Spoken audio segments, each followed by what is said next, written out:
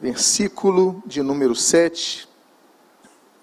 E aqueles que puderem se colocar de pé para fazer a leitura inicial, convido que assim o façam. Ageu foi um homem que nasceu no cativeiro babilônico, então apesar do seu sangue judaico, era babilônico de nascimento. Dos 12 profetas menores, ele é o 10º profeta menor. Ele é contemporâneo de Neemias, de Esdras, de Zacarias. Eu gostaria então de ler o verso de número 7, desse capítulo 1 do livro do profeta Ageu.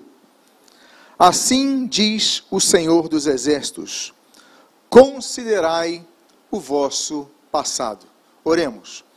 Pai amado, Deus bendito, lemos a tua santa e preciosa palavra e pedimos, Deus, fala aos nossos corações. E que não apenas ouçamos a tua voz, mas atendamos a tua voz. O que nós pedimos, nós fazemos agradecidos em o nome de Jesus. Amém e amém. Podem, por favor, tomar os seus assentos. Essa mensagem, ela é direcionada àqueles que desanimaram de servir ao Senhor. Aqueles que ao longo de sua trajetória começaram animados, começaram empolgados, começaram muito ativos na obra de Deus, mas hoje não estão fazendo nada, no máximo cumprindo eventuais escalas. E nos perguntamos então o que aconteceu. Há pessoas que têm diferenças, demonstram diferenças entre si, diferenças no serviço. Alguns começaram de uma maneira mais leve, menos envolvimento, mas estão mais envolvidos cada vez que passa, enquanto outros começaram a se envolver com tudo e hoje estão ali, eventualmente cumprindo escalas, eventualmente comparecendo aos cultos. De quem é a culpa? De quem é o culpado? Será que o culpado é o irmão que está do lado? Será que o culpado é a sua família, o seu trabalho, as suas atividades estudantis? De quem é a culpa disso? Eu quero então, o primeiro ponto, abordar aqui sobre o inimigo, o primeiro inimigo. E o nosso primeiro inimigo a tratarmos é o inimigo da indiferença.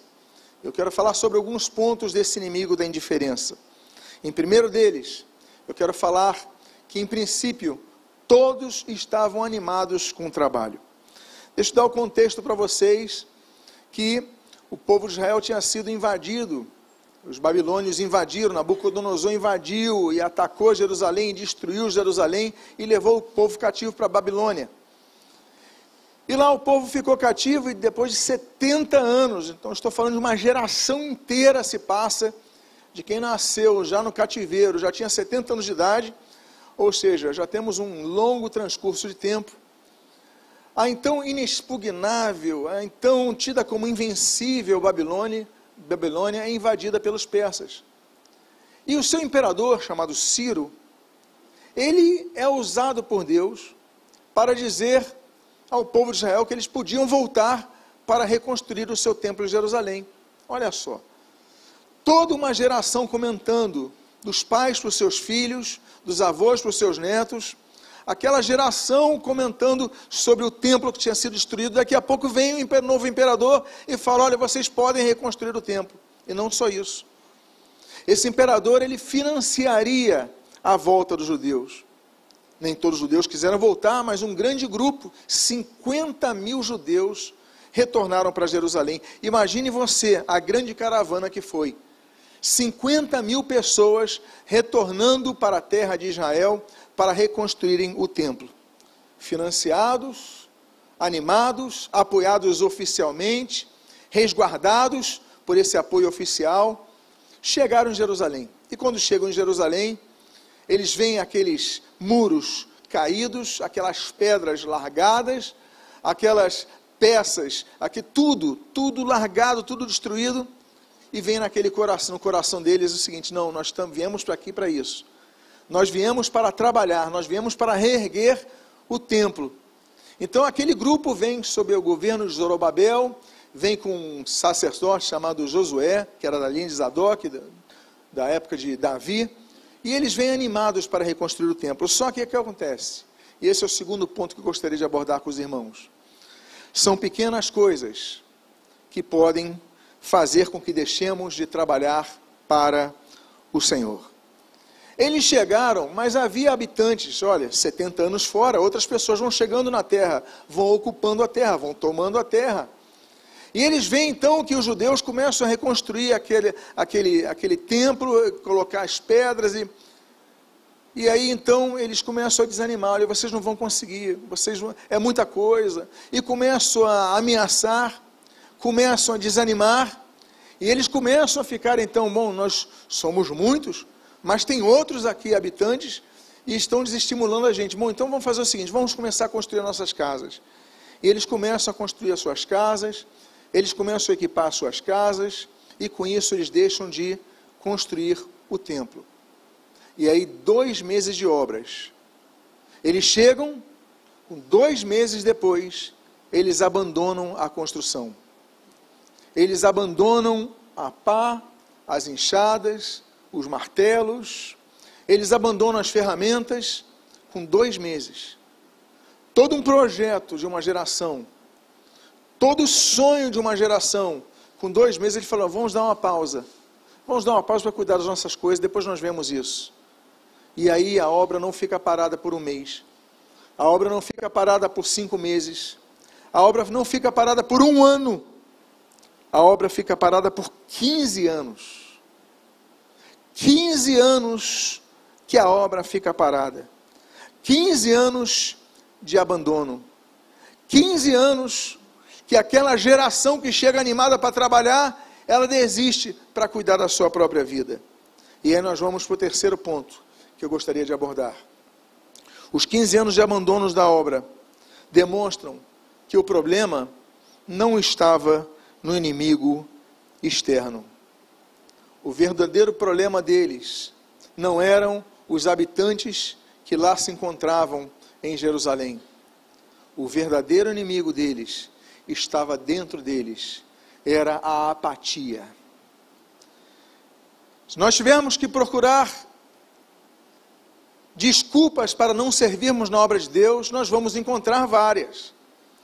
Nós podemos falar do tempo para a família, nós podemos falar para o tempo do nosso trabalho, nós podemos falar do tempo dos nossos estudos, nós podemos falar do trânsito, nós podemos falar de tantas coisas. Sempre teremos algo para justificar o nosso não envolvimento.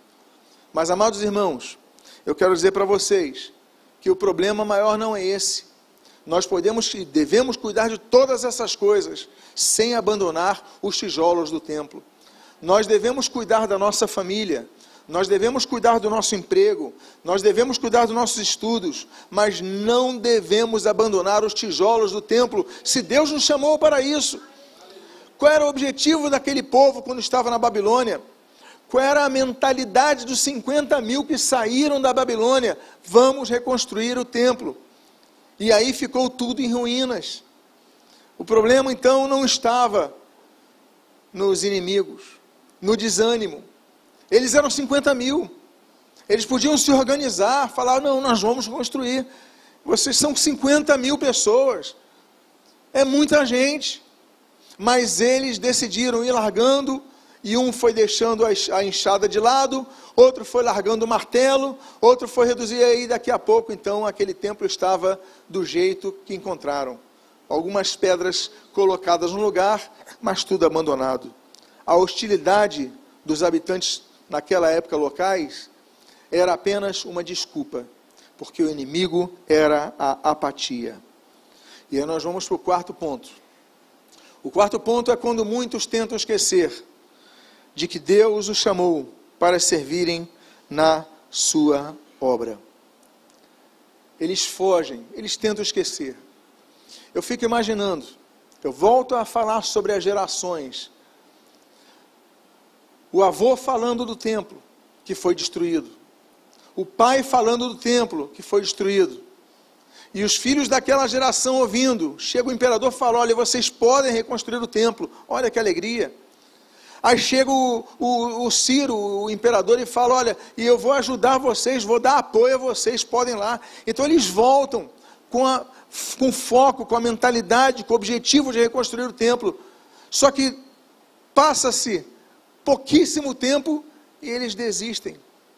E eu digo para vocês, quantos começaram a servir na obra de Deus e pararam? E deram as suas justificativas e não têm servido mais. Você que na sua juventude serviu no louvor da igreja de onde você veio e hoje está sentado no banco. Você que teve a oportunidade de aprender algo e você hoje está acomodado no seu banco. Você começou até a se envolver, você começou até a servir, mas depois abandonou, deixou de lado, procurando esquecer o chamado de Deus para a sua vida. Você procurou esquecer que Deus te tirou da Babilônia para chegar ali em Jerusalém para reconstruir o templo. Você fala, não, eu quero esquecer isso. Eu quero me lembrar que eu estou onde eu queria estar, que é Jerusalém. Eu vou construir a minha casa e só isso. E aí você então começa a se esquecer daquilo que você não pode se esquecer. Você começa a se esquecer do sonho que você tinha quando saiu da Babilônia em reconstruir o templo. Você começa a se esquecer dos projetos que você tinha em relação ao envolvimento na obra de Deus. Você um dia que teve a chama de servir ao Senhor, trabalhar, abençoar os irmãos, hoje você se acomodou.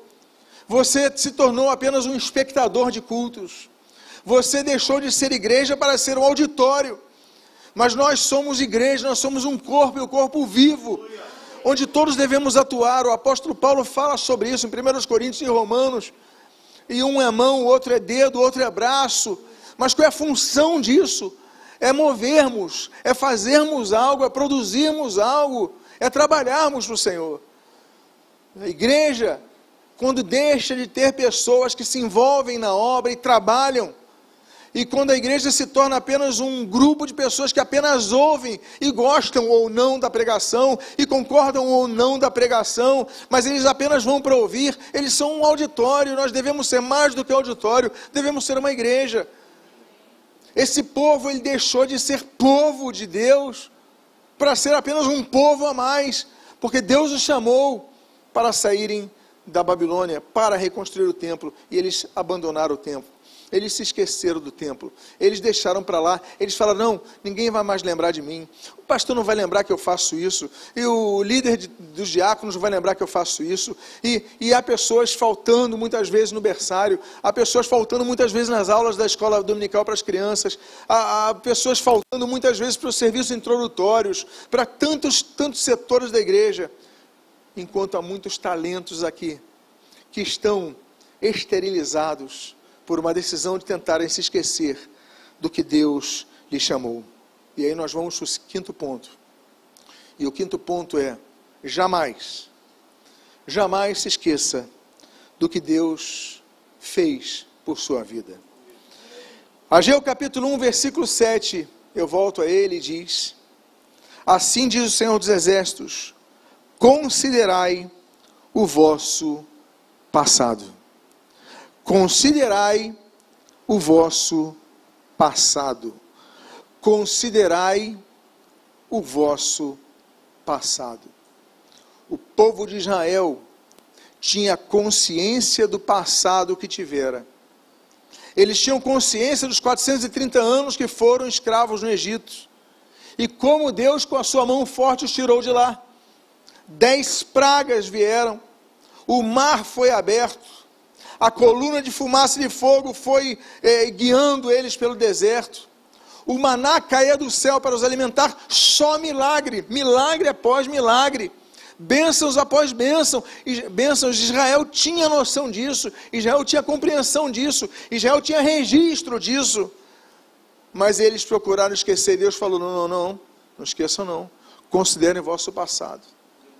Considerem o vosso passado. Se lembrem do que eu já fiz com vocês. Não é para vocês abandonarem a obra. 15 anos abandonando a obra. Considerem o vosso passado. Amados irmãos, eu fico imaginando Deus falando a cada um de nós, considere o seu passado. De onde eu te resgatei, de onde eu te tirei, do que eu lhe curei, como eu lhe transformei. Considere o vosso passado. Há pessoas que parecem que se esqueceram que que mesmo depois daqueles milagres que eu citei de vocês, quando Deus tirou Israel do Egito, se esqueceram que quando Moisés estava no Monte Sinai, eles ergueram um bezerro de ouro. E nós, muitas vezes, depois de tantos milagres que nós experimentamos da bendita mão de Deus sobre as nossas vidas, nos esquecemos e erguemos novos bezerros de ouro. O mesmo povo que recebeu o milagre, ergueu o bezerro de ouro para idolatrar. Só que o nosso bezerro não é o bezerro de ouro. O nosso bezerro é o bezerro da acomodação. O nosso bezerro é o bezerro da indiferença. O nosso bezerro é o bezerro da esterilidade. O nosso bezerro é o bezerro daquilo que nós idolatramos e colocamos na frente do chamado de Deus. E Deus fala: considerai o vosso passado. Lembre-se do que eu fiz. Porque parece que Israel não estava se lembrando ou procurava se esquecer. E aí então, meus amados irmãos, nos vemos que há pessoas que quando são batizadas nas águas, elas demonstram que renasceram para Cristo. Elas demonstram naquele ato que morreram para o mundo e ressuscitaram para uma nova vida. Mas depois de um tempo parece que nada disso adiantou. Parece que aquele batismo nas águas foi apenas tomar um banho num batistério dentro de uma igreja. Porque nada tem surtido efeito. Você não tem considerado o seu passado. Você não tem obedecido ao chamado de Deus. Deus te tirou da Babilônia para quê? Para erguer o templo. E você tem abandonado isso. E aí você vira quase um visitante na sua própria igreja. Você começa a sumir. Você começa naquele nível de envolvimento total nas escalas. Começa a diminuir as escalas. Começa a faltar as escalas. Começa a furar as escalas. Começa a sumir.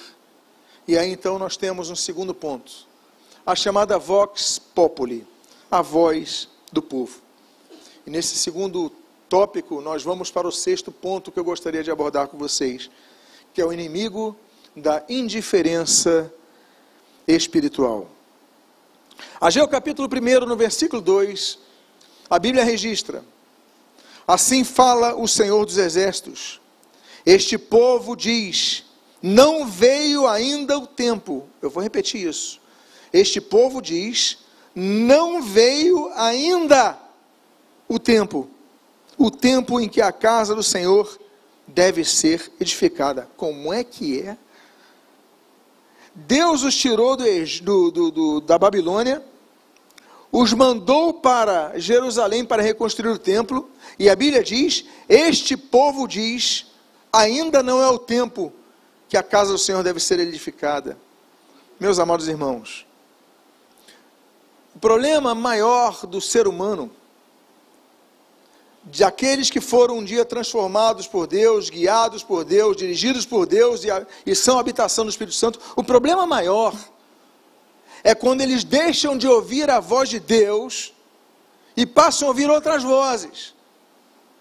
Esse é o problema maior, quando deixa de ser a Vox Dei e passa a ser a Vox Populi. Só que a Vox Populi não é a voz de Deus. A voz do povo não é a voz de Deus, ao contrário do que diz esse ditado infernal.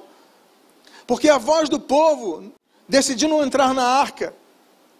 A voz do povo decidiu erguer um bezerro de ouro para idolatrar. A voz do povo, ao invés de gritarem soltem Jesus, gritou o quê? Soltem quem? Barrabás. Essa é a voz do povo.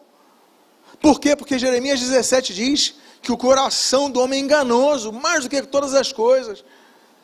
Então o nosso problema é quando nós deixamos de ouvir a voz do Espírito de Deus, calcada na palavra de Deus, na Escritura Sagrada, e passamos a ouvir várias vozes e aceitar o que dizem.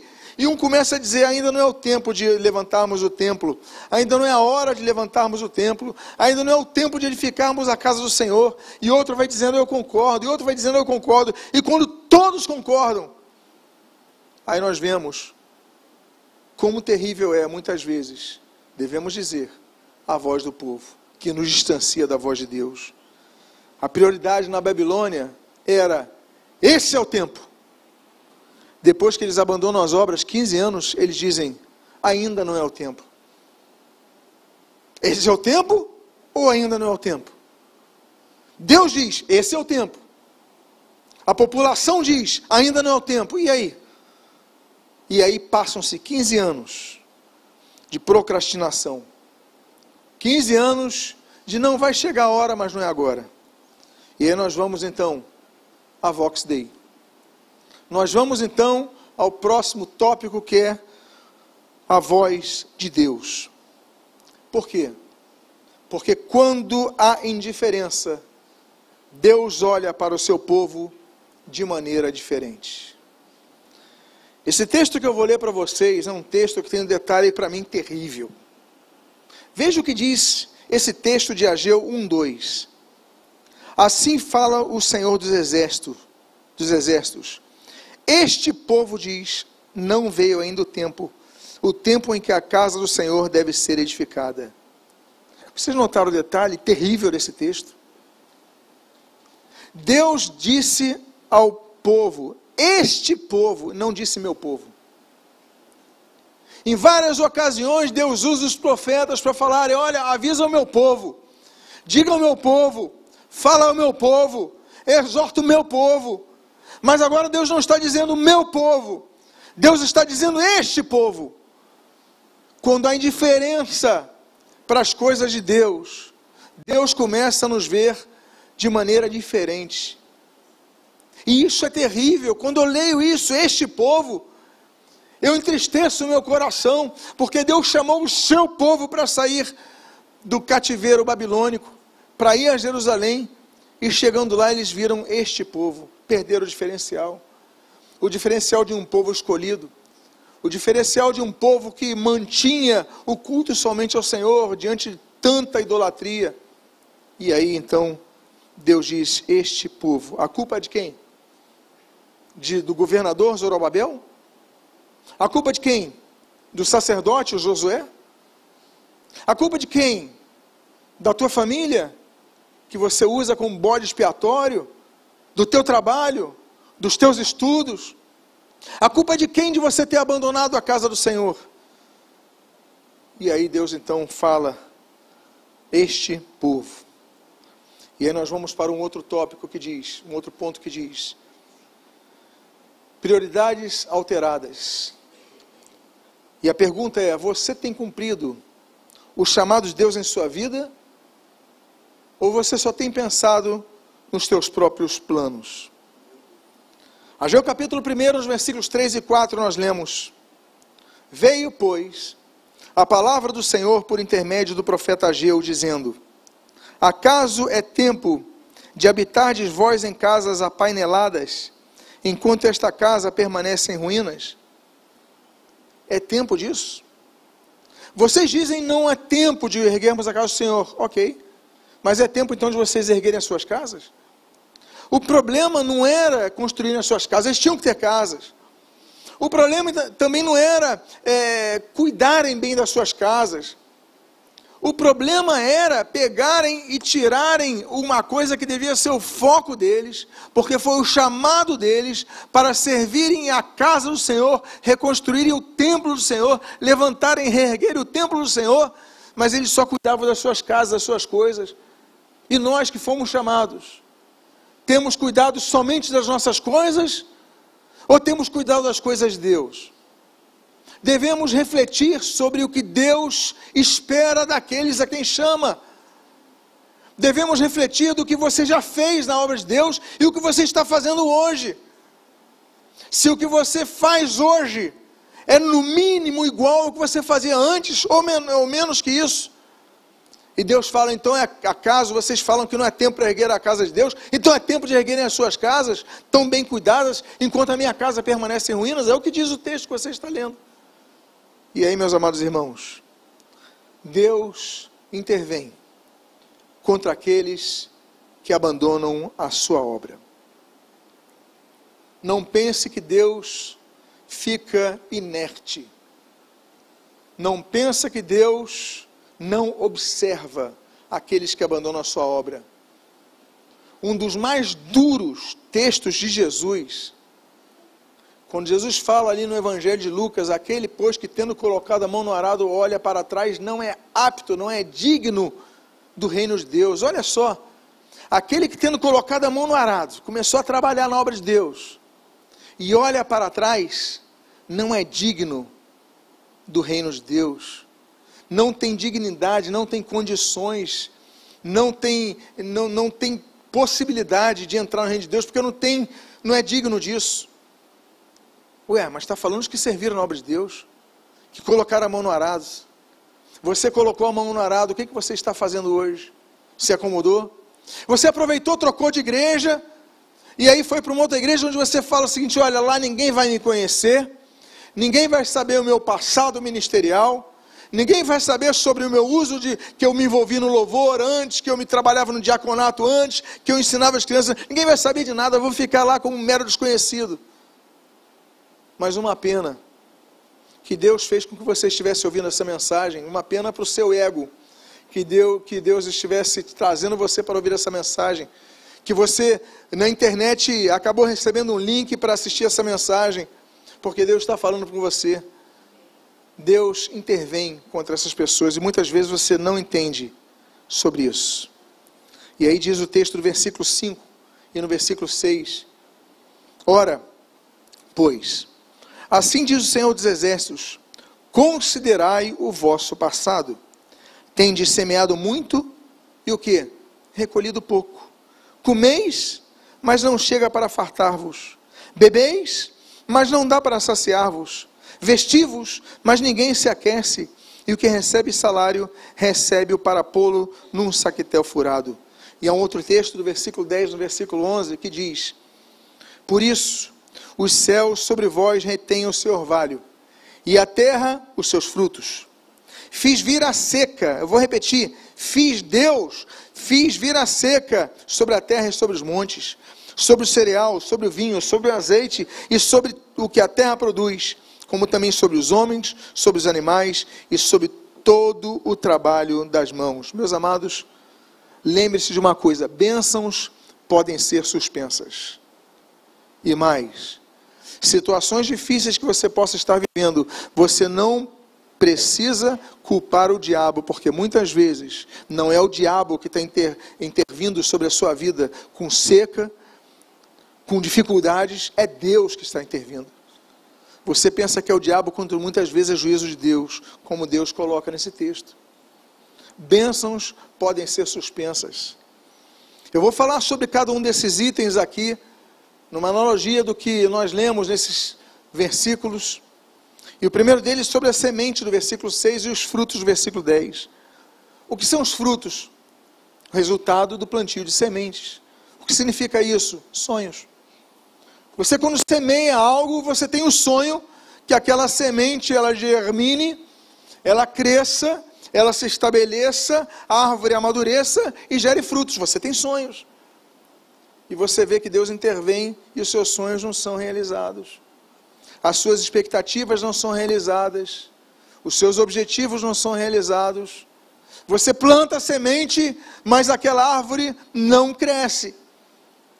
Ou você planta aquela semente crendo que vai colher muitos frutos e aquela árvore é infrutífera.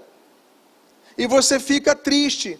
E você fala: meus sonhos não acontecem, a minha expectativa não se cumpre, os meus alvos não se estabelecem. Por que isso? O diabo está furioso com a minha vida. Às vezes não é o diabo, às vezes é Deus agindo contra a sua vida. Porque você abandonou aquilo que Deus lhe chamou. Há um outro texto que diz, nesse mesmo texto, nesse mesmo contexto, sobre a vestimenta. A vestimenta, ela representa proteção, mas representa também identidade. De acordo com a vestimenta, você sabe quando uma pessoa, por exemplo, é um médico, é um policial, é um bombeiro, é um juiz togado. Você entende pela vestimenta da pessoa, mas você interpreta. Mas não adianta a vestimenta que você use, não adianta a aparência de crente que você tenha, não adianta a aparência de espiritual que você tenha, porque isso não te aquece, não tem presença. Você só tem a aparência de algo, de ter vida, mas você está morto por dentro. Você tem a aparência de ser alguém que está desperto para as realidades espirituais, mas você está adormecido para isso. Então a vestimenta não te serve. há uma outra coisa que acontece. É o que nós lemos ali do saquitel furado. O versículo 6 fala, e o que recebe salário, o recebe para pô-lo num saquitel furado, numa sacola furada. As pessoas usavam saquitel porque não havia calça comprida com bolsos. Então as pessoas amarravam um saquitel, uma sacola pequena, junto ao seu cinturão ali, ao laço que eles davam, aquela faixa, e aí então eles usavam. Mas é como se colocassem os valores ali e os valores caíssem, eles nem notassem. Deus também intervém contra a vida financeira de pessoas. É claro que nós devemos ser bons administradores. É claro que nós devemos saber como aplicarmos os valores que nós recebemos, como usarmos os valores que nós recebemos. É claro que nós entendemos a economia básica, que nós devemos ganhar mais do que gastar, ou gastar menos do que ganhamos, senão teremos problemas. Mas há intervenções divinas, onde Deus chega e faz com que o povo nunca consiga ter nada. E aí nós temos, por exemplo, o texto de 1 Samuel, capítulo 2, versículo 7. A Bíblia diz, o Senhor enriquece e o Senhor o quê? Empobrece. Deus pode empobrecer pessoas. E nós culpando o diabo, e nós culpando a crise financeira, e muitas vezes é o juízo de Deus. Deus fala para o povo então isso. Outro ponto é o cereal. O cereal que nós lemos ali no versículo de número 11, eu fiz vir seca sobre o cereal. O cereal, do cereal, né, nós temos o trigo que gera o pão, que produz o pão, que através do trigo nós fazemos o pão. O pão representa o corpo de Cristo, representa a igreja. Há seca nisso, há perda de desejo de ir na igreja, há perda de desejo de congregar, há perda de dizer porque há sequidão no cereal. Você perde a vontade. Tudo tem um objetivo, tudo tem um propósito, mas nós devemos entender que tudo também tem uma causa, e a causa é o povo, que começou a se envolver nas coisas de Deus e abandonou o templo. Ao povo a quem Deus chamou da Babilônia, ele vai reconstruir o templo em Jerusalém, e você chega e passa-se 2 meses, e você para, e você abandona por 15 anos, e você deixa para lá, como se outros esquecessem, mas Deus não se esquece, e Deus intervém, e você vai perdendo até o desejo disso, de congregar. E quantos estão desviados hoje, afastados da casa do Senhor hoje? E aí nós temos mais um ponto, que é o orvalho. Versículo número 10 diz, por isso os céus sobre vós retêm o seu orvalho. O que era o orvalho? Era aquele refrigério que descia sobre o povo no meio do calor. Era aquele alívio. Meus amados irmãos, quantos cristãos estão vivendo uma vida de sequidão, de dureza, de tristeza, de amargura, de sofrimento, mas estão na igreja, mas participam dos cultos, mas você não sente o orvalho vindo sobre a tua alma, você não sente o refrigério na tua vida. Por quê? Não se esqueça que as consequências têm uma causa. E aí nós temos os montes. Versículo 11 fala sobre os montes. Fiz vir seca sobre os montes. Os montes, das várias representações bíblicas, têm a representação de ser o local de comunhão com Deus. A seca no monte, a seca na comunhão com Deus. Você não ora mais, você não busca mais. Se você olhasse o versículo que fala, considerai o vosso passado, você se lembraria do que Deus já fez pela tua vida, mas você procura esquecer aquilo, e você não tem mais comunhão com Deus. Aí você falava, mas 1 ano atrás, há 5 anos atrás, há 20 anos atrás, eu tinha muita comunhão com Deus, eu não tenho mais. Por quê? Porque houve sequidão nos montes. A tua alma está precisando de cura, de renovação, de restauração. E aí diz no versículo 11, e o vinho, fiz vir seca sobre o vinho. Na representação do povo hebreu, o vinho representa alegria. Você não tem mais alegria. Você é uma pessoa que não é alegre, não se alegra. Você é uma pessoa que não tem nenhum standard, você não tem nenhum padrão médio, equilibrado das coisas, você só vive triste. Tristeza é o que lhe acompanha desde a hora que você acorda. Você já acorda triste com o dia que vai vir, desejoso que ele passe. Por quê? Porque veio seca sobre o vinho. E o versículo 11 também diz, porque viste ver seca sobre o azeite. O azeite, meus amados irmãos, o azeite representa, obviamente, o que? A unção. E que unção? Do Espírito Santo. Você não sente mais a presença do Espírito Santo porque veio seca sobre o azeite? Você não sente mais aquela presença clara que falava ao teu espírito, que guiava o teu espírito, que consolava o teu espírito. Por quê? Porque há seca na tua vida. E aí nós vamos para um outro ponto. Deus, Ele zela pela sua obra. Veja o que Deus fala ao povo no versículo número 9 desse mesmo capítulo 1 de Ageu. Esperastes o muito, e eis que veio a ser pouco. E esse pouco, quando trouxestes para casa, Deus falando, com um assopro o dissipei. Por quê? Diz o Senhor dos Exércitos. Por causa, olha a origem de tudo isso. Por causa da minha casa que permanece em ruínas, ao passo que cada um de vós corre por sua própria casa. A causa de tudo isso é que eles mudaram as prioridades.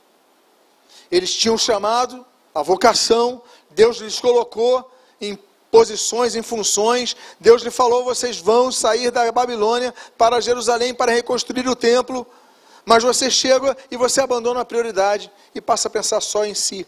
Você não pensa mais na obra de Deus, você não pensa mais na casa de Deus, você não pensa mais no culto ao Senhor, você nem cultua mais a Deus, você nem congrega mais aos que nos ouvem pela internet, eu digo isso. Por quê? Porque Deus, como diz o texto que você está lendo, com assopro dissipei tudo isso. Por quê? Porque vocês abandonaram a minha casa, que permanece em ruínas. A casa de Deus. Eu não estou falando apenas o espaço físico. Eu estou falando a casa de Deus do coração de vocês. Está em ruínas, diz o Senhor. Vocês não têm mais relacionamento com Deus, não buscam mais a Deus, não seguem mais a Deus. Então, meus amados irmãos, Deus o dissipou. Eu tenho duas perguntas a fazer. E eu caminho para a primeira pergunta, dizendo, nós recebemos dons e talentos. E a pergunta é, sobre os nossos dons e talentos, nós temos usado esses dons e talentos para o Senhor? Você tem feito o que com seus dons e talentos? Você tem guardado? Você tem escondido? Você tem procurado fugir? E a segunda pergunta é sobre o chamado de Deus para a sua vida. A segunda pergunta é, Deus lhe trouxe um chamado, e o que você tem feito com esse chamado? Se Deus te tirou da Babilônia para trazer para Jerusalém, para reconstruir o templo, o que você tem feito com isso? Você tem se esquecido ou tentado se esquecer? Mas Deus está te relembrando. Você tem tentado se esconder. Eu volto a dizer, há pessoas que mudam de igreja para tentar se esconder do chamado de Deus. Quando Deus fala, olha, mas eu quero que você faça isso, porque eu lhe chamei para isso. Eu te tirei da Babilônia para isso. Eu te conduzi para reerguer o templo para isso. E aí, depois das duas perguntas, uma decisão precisa ser tomada. E essa decisão é o que nós lemos no versículo 12 desse capítulo 1. Então, Zorobabel, filho de Salatiel, e Josué, filho de Josadaque, o sumo sacerdote, e todo o resto do povo, olha só que lindo, olha só que maravilha. Agora nós vemos algo maravilhoso nesse texto. Eu vou repetir. Então Zorobabel, filho de Salatiel, e Josué, filho de Josadaque, o sumo sacerdote, e todo o resto do povo atenderam a voz do Senhor seu Deus, e as palavras do profeta Ageu, as quais o Senhor seu Deus o tinha mandado dizer, e o povo temeu diante do Senhor. Depois de 15 anos, Deus volta e fala para eles: olha, considerai o vosso passado. O que vocês estão vivendo de dificuldade nas suas vidas é porque vocês largaram o templo. O que vocês estão passando de dificuldade nas suas vidas é porque vocês procuraram se esquecer do chamado de Deus sobre as suas vidas, do propósito de Deus para as suas vidas. Vocês abandonaram a casa do Senhor, não é apenas a externa, mas a interna. Considerai o vosso passado.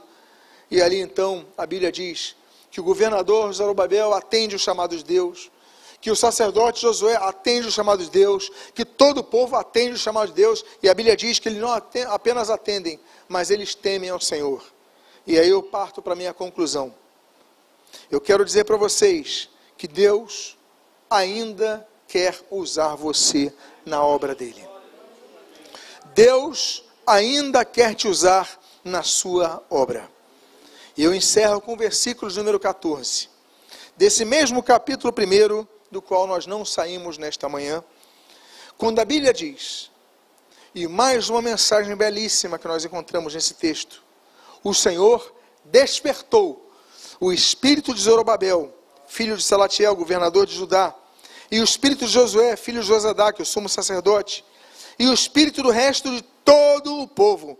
E eles vieram e se puseram ao trabalho na casa do Senhor dos exércitos, seu Deus. Deus os despertou. Eu gosto muito daquela do salmista, no Salmo 57, quando diz: desperta, ó minha alma, ao Senhor. Nós devemos pedir para Deus: Deus, desperta a minha alma, porque eu estou dormindo. É o que diz Efésios capítulo 5, versículo 14. Nós devemos despertar dentre os mortos.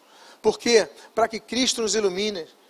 Levanta-te dentre os mortos, desperta tu que dormes, levanta-te dentre os mortos e Cristo te iluminará. Nós devemos despertar.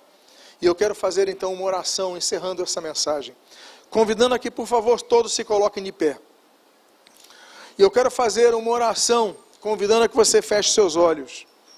E ao fechar os seus olhos, eu quero fazer um convite a você que um dia esteve mais envolvido na obra de Deus, mais envolvido na casa de Deus, que teve mais relacionamento com Deus, que buscava mais o Senhor, mas que passou esse tempo, e você deixou as pedras do templo, elas ficarem cheias de capim, você deixou as pedras de lado, você então simplesmente começou a cuidar da sua própria vida, e esqueceu as coisas de Deus.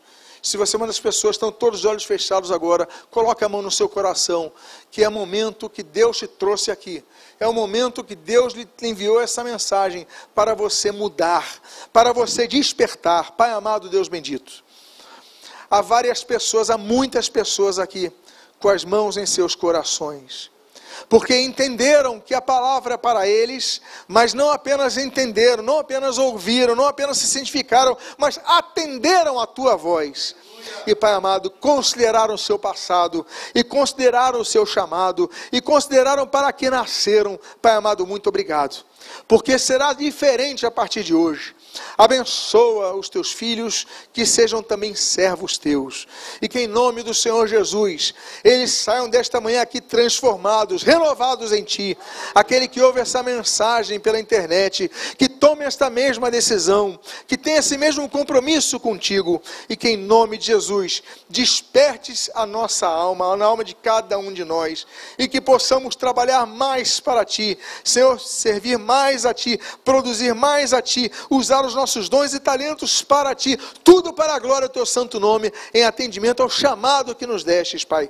E o que nós pedimos, uma manhã de renovação, de restauração, de mudança, de despertar, o que nós pedimos, nós fazemos agradecidos em nome de Jesus. Amém e amém.